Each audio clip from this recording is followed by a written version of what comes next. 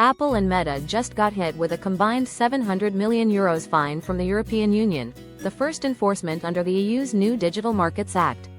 But here's the twist. These are some of the smallest big tech penalties we've ever seen. So, what's going on here? And is this really about regulation or geopolitics?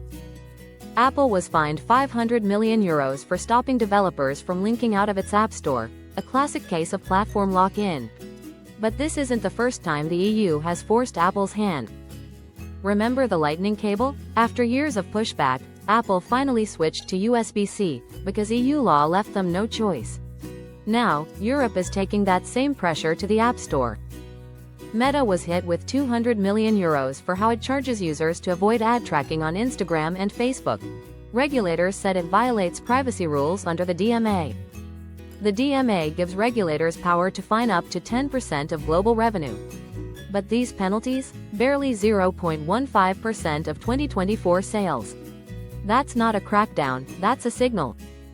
President Trump has already blasted the EU's tech laws, calling them trade barriers, and threatening reciprocal tariffs in response. His administration labeled the Digital Markets Act a regulatory death spiral.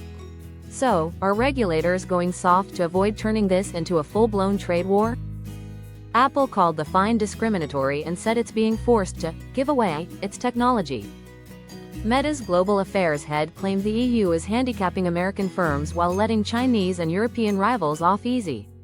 Both firms are fighting back loudly. If you're finding this useful, don't forget to like, comment, share, and subscribe. Your support helps us keep going, and keeps these important stories coming your way. Apple stock rose 2.4%, Meta jumped 4%, even after the fines. Markets think this is low risk, for now. But this might just be regulators laying the groundwork for something much bigger. In this new era, tech regulation is a geopolitical tool.